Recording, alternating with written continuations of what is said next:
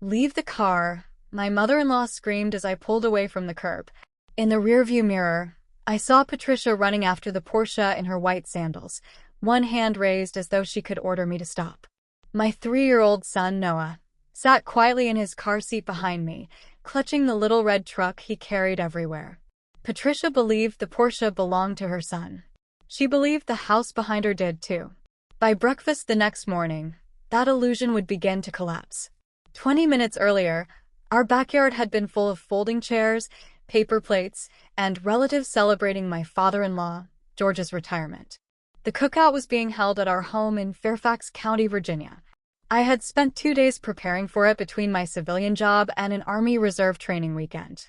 At first, Patricia's remarks were small enough to ignore. She praised Daniel for giving the family such a beautiful place to gather. Then she told his aunt that my reserve duties were a hobby that kept me away from my responsibilities. When I carried a bowl of potato salad outside, she looked at my dress and asked whether Daniel had paid for that too. A few people lowered their eyes. Nobody challenged her. Daniel stood near the grill, pretending to be busy with the hamburgers. I had been married to him for 5 years. I knew the expression on his face. It meant, "Please let this pass." For years, I had done exactly that because I mistook silence for peace. Then Patricia crouched beside Noah and smoothed his hair. "One day," she said loudly, "you'll understand that your father is the one who keeps a roof over your head." I set down my glass. "Patricia, please don't undermine me in front of my son." The yard went still. Even Noah looked from her to me. Patricia rose slowly. "After everything this family has done for you, you choose George's retirement party to disrespect me. I asked you not to say something untrue to my child." She pressed a hand to her chest. Daniel finally left the grill, but he did not come to my side. "Claire apologized to my mother," he said. I stared at him. For what? His jaw tightened because his family was watching. "Either apologize to my mother or pack your things and get out of my life." Noah was close enough to hear every word. That decided it. "Fine, I'll go." I lifted Noah into my arms, carried him through the house, and took only his overnight bag from the hall closet. Daniel followed as far as the front porch, but made no attempt to stop us. After Patricia screamed for me to leave the car, I drove 10 minutes to a hotel. Once Noah was settled, I texted Daniel our location and offered a video call. Whatever happened between us, I would not hide his child or use Noah as punishment. Daniel did not answer. At 8 o'clock the next morning, my attorney Elena Morales placed a call to my husband. And for the first time, Daniel was about to hear the truth stated without anyone protecting his pride. Elena called me 15 minutes after she hung up with Daniel. "He's angry," she said, "but he listened." That mattered. For most of our marriage, Daniel's anger had ended difficult conversations before they ever reached the truth. This time, someone had required him to hear the facts. Elena had not threatened him or tried to frighten him. She had simply explained that I had retained counsel regarding a temporary separation, preservation of our finances, and a written parenting schedule for Noah. She also told him that neither the house nor the Porsche could be sold, borrowed against, or transferred while ownership records were being reviewed. The truth was those records had never been complicated.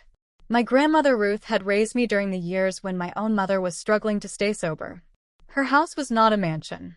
It was a comfortable 4-bedroom colonial built in the 1980s with creaking stairs and a maple tree that dropped leaves faster than anyone could rake them. When Grandma Ruth died, I was 23. She left the mortgage-free house to me along with a small parcel of land outside Richmond. I sold that land 2 years later and used part of the money to buy a certified pre-owned Porsche Cayenne. I chose the Cayenne because it was safe, practical, and large enough for the family I hoped to have someday. Both purchases happened before my wedding. The deed and vehicle title were in my name alone, and the funds could be traced to my inheritance. At the time, an estate attorney had advised me to keep those assets separate. I followed that advice carefully, never using our joint account for major improvements or loan payments. Daniel moved into the house after we married. At first, his family's misunderstanding seemed almost innocent. Patricia once complimented him on buying such a lovely home, and Daniel merely smiled. Later, I asked why he had not corrected her. "She's proud of me," he said. "Why embarrass her over paperwork?" I should have insisted on the truth then. Instead, I let the moment pass. I told myself a strong marriage did not need public credit. What I failed to understand was that Daniel was not protecting his mother from embarrassment. He was building an image of himself with things that belonged to me. During Elena's call, Daniel protested that I could not take his son and everything he owned. Elena answered calmly. Claire has not taken Noah out of Fairfax County. She gave you his location and offered contact. As for the property, I suggest you review the deed and vehicle title before describing either asset as yours. She proposed temporary terms that would let Daniel remain in the house while we discussed the separation. She also made clear that he could not grant anyone else permission to move in. Every point from the call would be sent to him in writing. Less than a minute after Elena finished updating me, Daniel's name appeared on my phone. When I answered, he did not ask about Noah. What exactly did you tell your lawyer? He demanded. I told her the truth, I said. Now, I want you to do the same. Daniel went silent for a moment. Then his voice hardened. You're turning one bad afternoon into a legal war. No, I said. Your mother humiliated me in front of our son, and you ordered me out. I'm making sure we handle what comes next responsibly. He started to interrupt, but I asked the question that had followed me from the cookout to the hotel. Why does your mother think she has the right to throw me out of my own house? At first, Daniel blamed Patricia. He said she made assumptions, exaggerated everything, and liked telling relatives that her sons were successful. None of that explained why she believed the Porsche was his, or why he had stood there and allowed her to scream at me. Daniel, I said quietly, what did you tell them? His answer came in pieces. Early in our marriage, Patricia had compared him constantly with his older brother Mark, who owned a dental practice in Maryland. Daniel had grown tired of hearing about Mark's income, Mark's vacations, and Mark's new house. So, one Sunday when Patricia praised our home, Daniel told her he had bought it shortly before our wedding. He claimed my name was on the deed for financial reasons.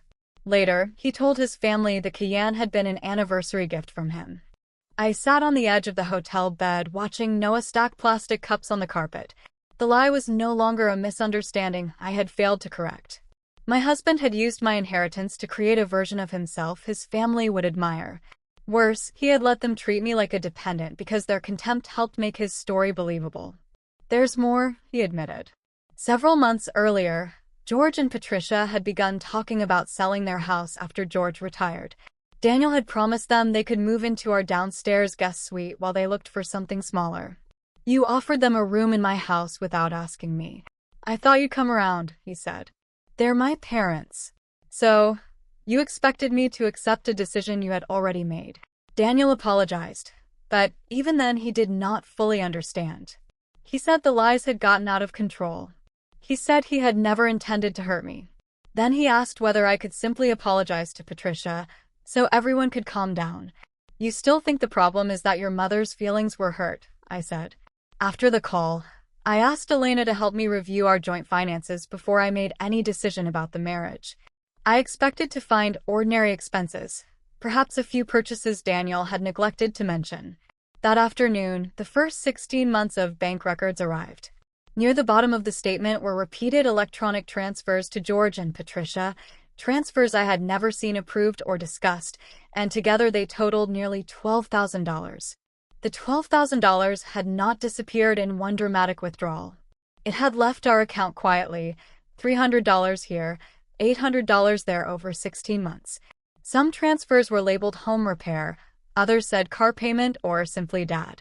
Daniel had sent the money from our joint savings, an account built from both our paychecks and intended for emergencies, Noah's future, and repairs to the house. When I confronted him, he did not deny it. My parents were struggling, he said. Dad's retirement took longer than expected, and the roof started leaking. You could have asked me. I knew what you'd say. That sentence hurt almost as much as the transfers. He had not forgotten to tell me. He had decided that my answer did not matter. Daniel insisted his parents believed the money came from his sales bonuses. That did not excuse Patricia's cruelty, but it meant she and George had not knowingly taken money from me. Elena helped me slow down before anger made my decisions for me. I wanted to move every remaining dollar out of the account, but she reminded me that joint funds should be handled carefully during a separation. Instead, I redirected my future salary to a new account in my name, downloaded the statements, activated transaction alerts, and left the existing balance untouched while she reviewed our options. We also sent Daniel a proposed temporary parenting schedule. It gave him regular time with Noah and required both of us to share information about daycare, medical care, and overnight locations. I wanted a record showing that I was protecting our son's routine, not punishing his father. 2 days later, Daniel rented a furnished apartment near Noah's preschool. He returned his house key voluntarily and collected his clothes at an agreed time while Noah was with me at the park. Watching him carry boxes out of the home where we had planned to grow old was painful. Consequences do not stop hurting simply because they are deserved. Patricia reacted differently. She called relatives and said I was using money, lawyers, and my army connections to destroy her son. One cousin sent me a message asking whether I had really stolen Daniel's house. I typed a reply, deleted it, then placed my phone face down. I could have posted the deed, the title, and every bank transfer online. For one angry minute, I wanted everyone to see exactly who had lied. But public humiliation had helped create this mess. I would not use the same weapon and call it justice. George was the first person in Daniel's family to question the story. He called me that evening sounding older than he had at his retirement party. "Claire," he said, "Patricia says the house is Daniel's. Daniel says it isn't. And now I'm learning the money he gave us came from your joint account." He paused. "I think this family needs to hear the truth from beginning to end." I agreed to one meeting in a neutral place, but I gave him a condition. "I won't expose Daniel for him," I said. "If we meet, he tells all of you himself." The meeting took place the following Tuesday in the office of a family counselor George knew through his church. The room was deliberately plain, four upholstered chairs, a box of tissues, and no family photographs or familiar walls for anyone to claim as their territory. Patricia arrived carrying a folder and the certainty that I had taken something from her son. Before we had all sat down, she accused me of keeping Noah away from Daniel and using legal tricks to seize his property. "I have never denied Daniel his scheduled time with Noah," I said, "and I have not seized anything." On the table in front of me were copies of the deed, the Kian's title, and the bank statements. I did not open them. This was Daniel's truth to tell. George looked at his son. "You asked us to come. Start talking." Daniel's hands remained clasped between his knees. For several seconds, he stared at the carpet. Then he admitted that I had inherited the house before our marriage. He told them I had purchased the Porsche with money from the land my grandmother left me. There had never been a mortgage for him to pay, and neither property had ever belonged to him. Patricia's face changed, but Daniel continued. He admitted telling them he had bought the house. He admitted presenting the Porsche as his anniversary gift to me. He told them I had never invited them to live in the guest suite and had known nothing about his promise. Finally, he explained that some of the money he had sent them came from savings built with both our incomes. George leaned back as if the air had left him. Patricia turned toward Daniel. "You let me say those things to her while you knew the truth." Daniel swallowed. "Yes." "Why?" "Because correcting you would have exposed me." For once, no one rushed to fill the silence. Patricia looked at the papers in front of me. I slid the deed and title across the table.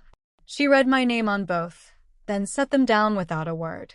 I had imagined this moment during several sleepless nights. In those imaginings, I felt vindicated. Sitting there, I felt only tired. "I'm not here to take Daniel's house from him," I said. "It was never his.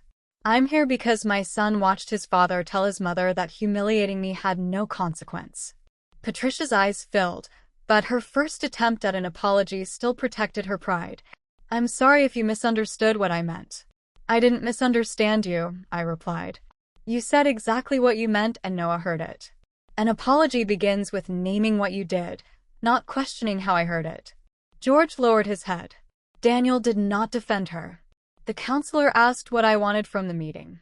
I said I wanted the lies corrected, the money accounted for, and every adult in the room to understand that Noah would not be used to carry messages or choose sides. Then Daniel looked at me with a fragile kind of hope. "Now that everything is out," he asked, "can we go home and work this out?" I held his gaze. No. Knowing the truth does not erase what happened. The separation continues.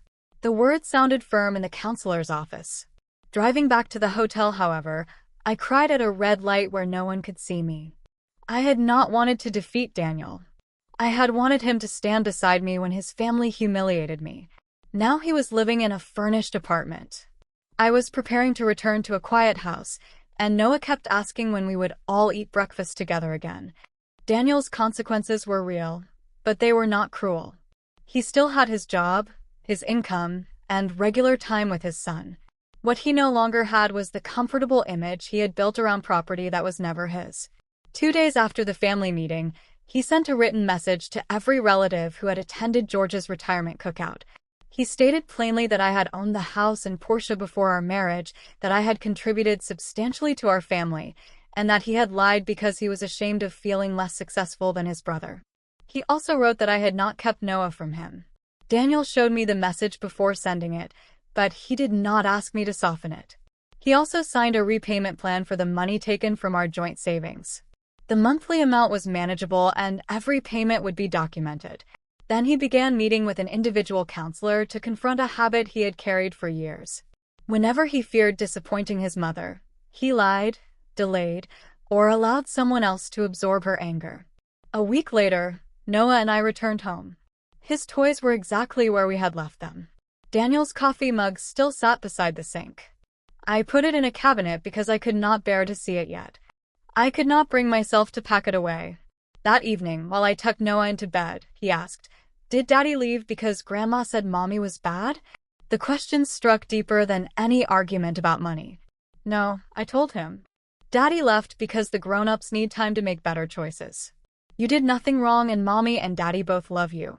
The next day, Daniel and I repeated that message together during a video call. We used simple words and made no promises we could not keep. The following Saturday, Daniel brought Noah home after their afternoon together. While we stood at the front door discussing preschool, Patricia's car pulled into the driveway. She walked toward us without calling first. "I need to see my grandson," she said. "This has gone far enough." I felt Daniel tense beside me. Months earlier, that tension would have become my burden. This time, he stepped between Patricia and the doorway. "Mom, you don't enter Claire's home unless she invites you." Patricia stared at him. "You're choosing her again." "No," he said. "I'm finally taking responsibility for what I helped you do."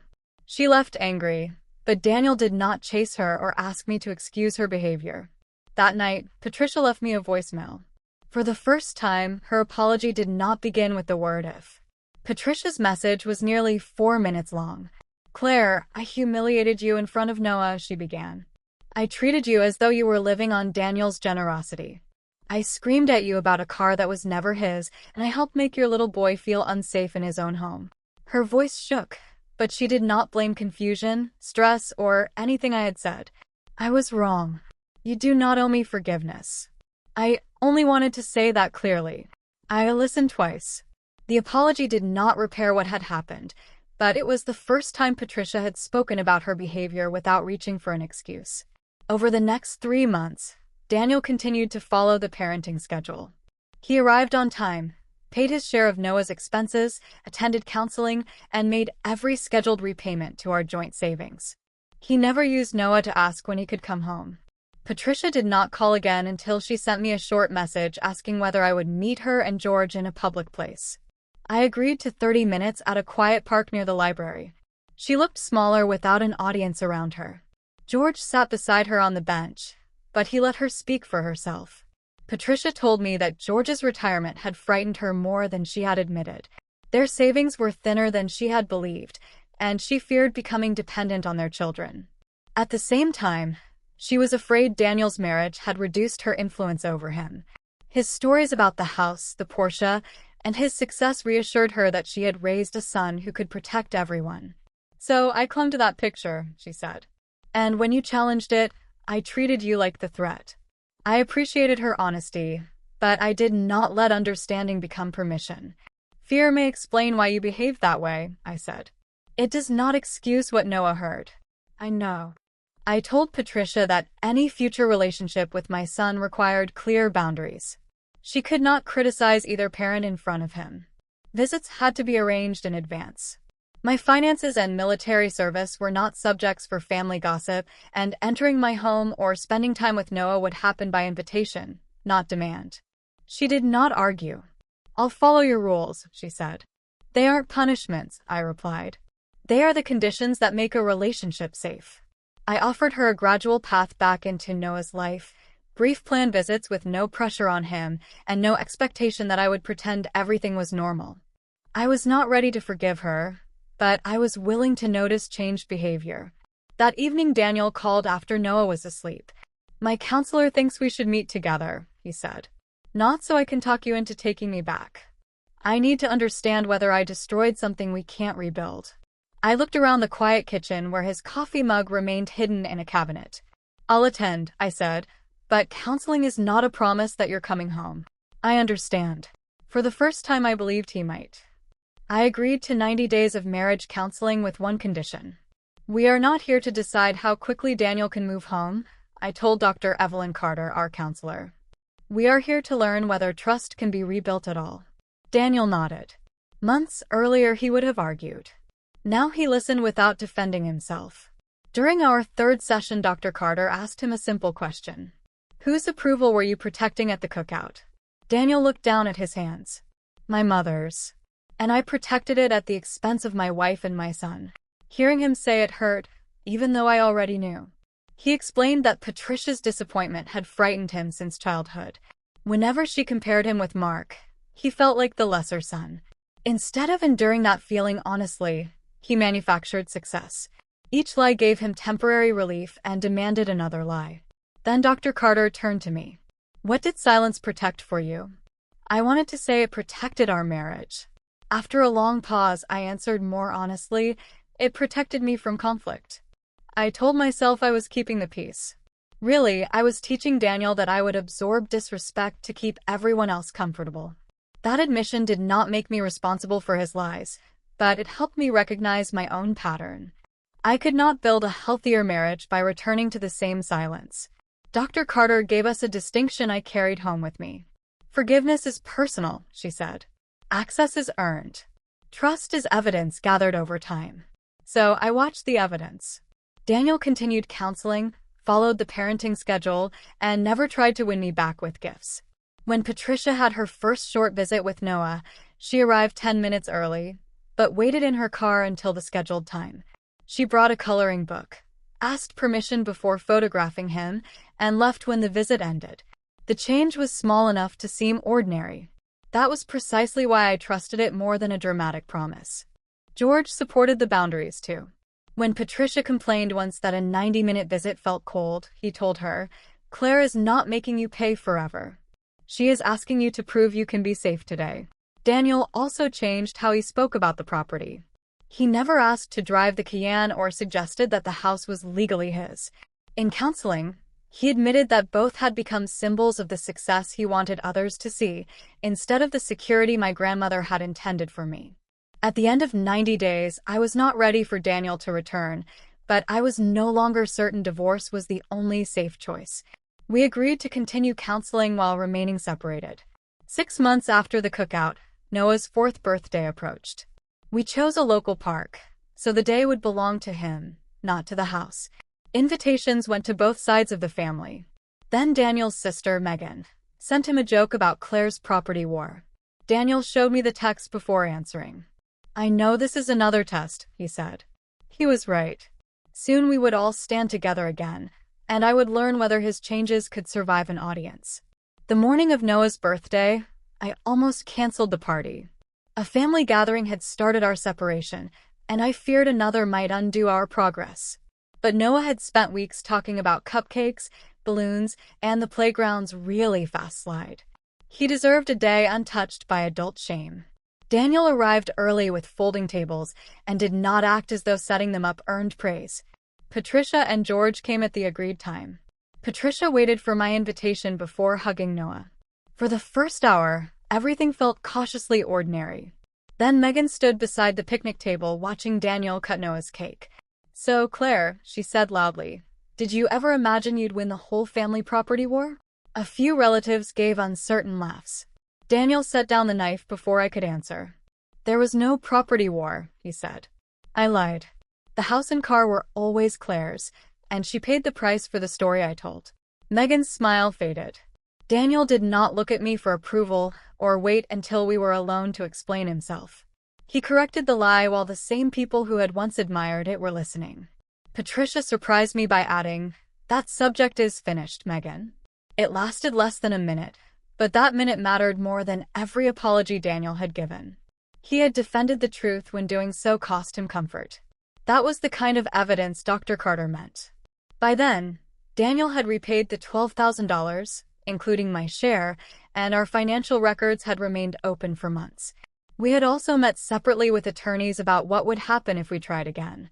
Neither lawyer represented both of us, and neither treated reconciliation as a reason to abandon caution. The postnuptial agreement confirmed that the house and Cayenne remained my separate property. It required both of us to approve large gifts to relatives, created transparent household accounts, and protected each spouse from debts the other had not disclosed. It also stated that Noah's needs and parenting time would never be bargaining tools. Daniel signed only after his own lawyer reviewed every page. After the party, Daniel and I sat on a bench while Noah chased bubbles with George. I told Daniel that his response to Megan had mattered, because he had not left me to defend reality alone again. Still, I was not ready for him to carry his suitcases back into my house as though one good afternoon had repaired everything. We agreed on a gradual trial reconciliation. He would join us for dinner twice a week, attend counseling, and spend occasional family days with us while keeping his apartment. We would review the arrangement after 2 months according to how safe and honest our home felt, not how badly either of us wanted the old life back. Daniel looked across the park at Noah, then back at me. "If I come home someday, can we build something that belongs to both of us even if the house never does?" I understood he was no longer asking for ownership. He was asking whether honesty, shared choices, and daily responsibility could create a home no deed could guarantee. "Maybe," I said, "but we build it slowly and we build it truthfully." 1 year after George's retirement cookout, we gathered again in my backyard. This time there were no speeches about who provided the house and no quiet struggle over who held authority. There was only grilled chicken, Noah's laughter, and a folding table covered with dishes everyone had helped prepare. Daniel had moved home 3 months earlier after our trial reconciliation had grown from 2 dinners a week into a steady family routine. He kept his apartment until both Dr. Carter and I believed the change was durable. Even after returning, he continued individual and marriage counseling. Trust did not reappear when his suitcase crossed the doorway. It returned in small, repeated choices. He asked before making large purchases. He showed me financial statements without being reminded. When Patricia disagreed with a boundary, he spoke to her himself instead of asking me to endure her displeasure. None of those actions were dramatic enough for a movie. They were strong enough for a marriage. Patricia arrived that afternoon and waited at the gate until I invited her in. She asked before making plans with Noah and never again suggested that Daniel was the only person supporting our family. Our relationship was not intimate, and I did not pretend the hurt had vanished. But it had become respectful, honest, and safe. At one point, Noah climbed onto my lap and asked whether Grandma knew whose house it was now. "She knows," I told him. "But more importantly, she knows this is your home and everyone here must treat one another kindly." The house and Porsche were still mine. That was not my victory. My victory was refusing to teach my son that keeping a family together requires one person to accept humiliation.